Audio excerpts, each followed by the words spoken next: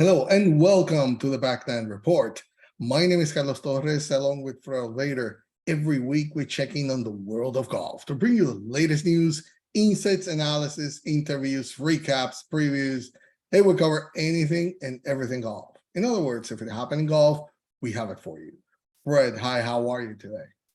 Carlos, I'm kind of running out of gas. I've been on the road for about 2 weeks, and I got one more day yet, and I'm headed home tomorrow night finally. It's been a busy 2 weeks. Got to spend some time down at French Lick last week with the Epson Tour people down there. We got a great interview with Mike Nichols, which will be up on Backland Report TV in the near future. A lot of stuff happening in the LPGA and on the Epson Tour. But Carlos, we've still got, and we got the FedEx Cup playoffs coming this week, but the LIV is still in the news, right? It definitely is. And, the interesting thing is that it's probably Scotty Scheffler's year, but what we're talking about right now with the FedEx Cup starting this weekend, we have all the eyes right now have to be, even though we're going to be crowning somebody different, it has a feel like this might be, because on one hand you have the FedEx Cup playoffs, but also, and this is what we're going to be talking about, this lawsuit by 3 players that wanted to play. They aren't with LIV, but hey, they said, hey, I need to play still on the FedEx Cup playoffs because I qualified for it, and I just need to play for it. But let's talk about a little bit about that in a little bit. But the thing is, we have the PGA Tour FedEx Cup playoffs, and I have this feeling that next year, somehow the PGA Tour is not going to look the same. Okay, somehow there's already some players that have defected to go to LIV, but for next year, there's still some other players. There's still this talk about Cam Smith, about Mark Leishman, and other players. And even though they all say, no, I'm here to play, and even Cam Smith said, no, I'm here to win the FedEx Cup playoffs, we still have this feeling that something's going to happen for next season. These might be the least diluted FedEx Cup season that we're going to see.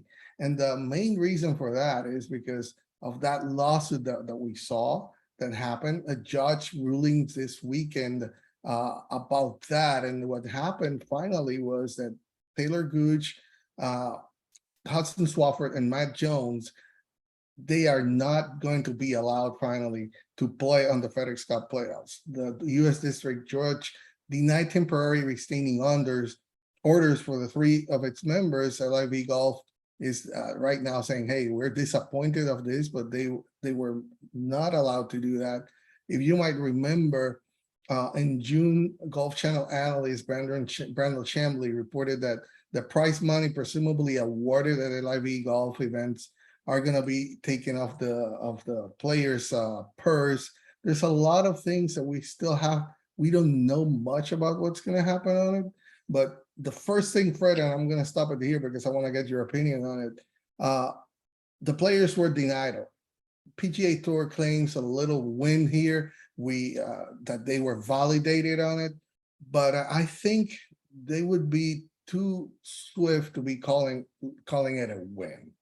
They were able to allow their players to not play on the FedEx Cup, but I believe it was a mistake from the players, the way that they actually ruled. They played the lawsuit because they were saying that there was going to be irreparable harm, financial damage, yeah, and they were going to have damage, but they had already won a lot of money on the other side because of that. So they actually made that money already. How can you make an argument when you're getting 20-30 million dollars guaranteed? How can you make an argument that you're being financially hurt? It definitely is, and that's the problem that they had. I mean, how can you actually say when you already have the money there? So I think that the problem was that if they would have focused more on, hey, I am already here classified for this FedEx Cup playoffs. That would have been their argument. Why are you denying me of playing somewhere that I have already earned my right to? So I'm going to stop right there. And what's your first take on this? I agree with you 100% with what you just said. They should have come out and said, listen, I qualified for this. I earned this. I played through the year. I have a right to play in this FedEx Cup playoff. Now, the PGA Tour argument for that was that, hey, you broke the rules. You went with a competing tour and you went completely against the rules of the PGA Tour. That you're a detriment to the tour, and we have suspended you. So you are not eligible now for the FedEx Cup playoffs. Even though you were eligible, you can't be because you broke the rules and we suspended you. Okay. So the going at it from the fact that, oh, it's irreparable damage, I'm financially hurt because of this, that is just ridiculous. I don't know what lawyer would do that. That just sounds stupid to me. I mean, we talked about that before when they've talked about this antitrust lawsuit and inability to earn an income. Well, they're getting paid guaranteed money.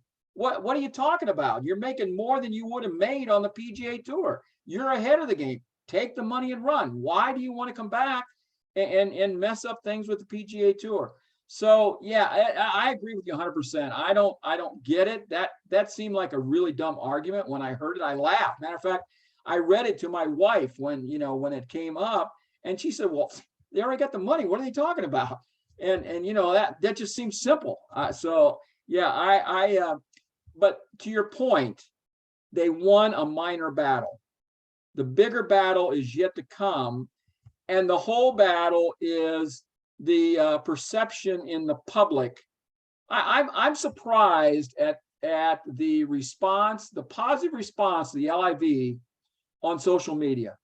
When we post stuff, even the videos, when I post stuff on Facebook or Twitter, the positive response for LIV is, to me, it's off the charts. I am really surprised at the people that really back and are really happy with the LIV.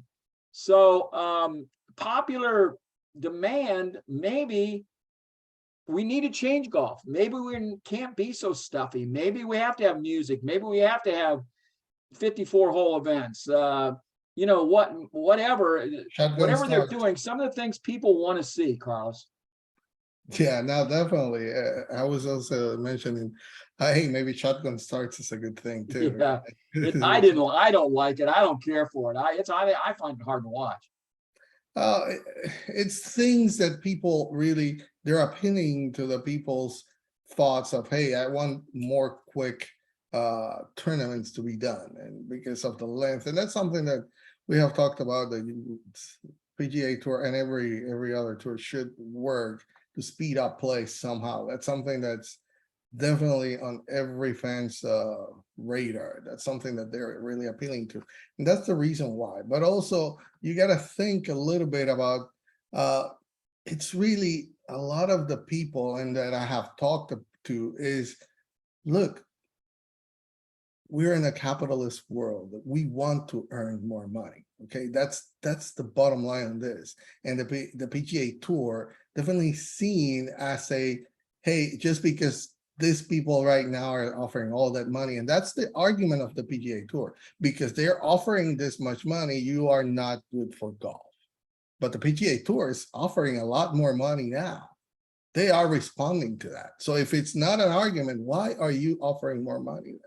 Oh no, because there's no way we're going to compete with them. But then the FedEx Cup playoffs this year, the winner gets $18 million. $18 million. There's $75 million both in cash and deferred dollars for the top 125. Well, 150 actually. The 126 through 150. That bonus is up to $85,000. I remember when they started that was what, like $35,000. 126 to 150 got a whopping 35 grand. Now that's up to $85,000. To maybe golfers, maybe pro golfers, that doesn't seem like much, but it pays some jet fuel, it pays some travel expenses. That puts them in pretty good shape heading into next year just to cover some expenses. So yeah, they've definitely raised the purses. They've raised the purses on the invitationals, on Tiger's event, Muirfield, Jack's event, the Memorial, Arnie's event. Those purses are all up for next year. The PGA Tour is throwing a lot more money into purses for sure. And what, there's going to be what, 400 and some million dollars in total purses next year, something like 415 million, I think. That's a lot of money, Carlos. Yeah, and all is reaction to what the LIV golf is offering. And definitely they cannot say that this is because of the money or anything like that. Definitely is about filling a gap that I see that the PGA Tour is not doing with the players and the fans. And also, yes, I'm surprised about the reaction, but it's because maybe a lot of the people are trying to follow, not a lot of the people, but a lot of the people that are covering. And this, I'm talking about the media. They are following the track of what the PGA Tour is presenting, when it really should be, in my opinion, let's try to focus and see how eventually this will actually benefit the golfers and the sport of golf. Really, they have to start to sit down.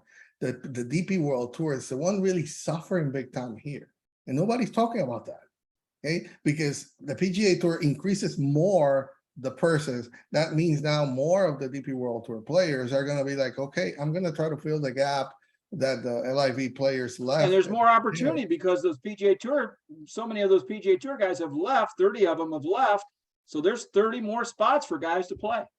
Right, and with increased purses and the DP World Tour not having anything to offer to those players, they're definitely going to be next year the most heard tour. And nobody talks about that. It's about, oh, the PGA Tour is being heard by the LIV golf doing all this. No, what about that? How about you? And we're really forgetting the roots of how these all players are feeding into the PGA Tour, because right now the DP World Tour definitely is basically another feeder into what the PGA Tour is.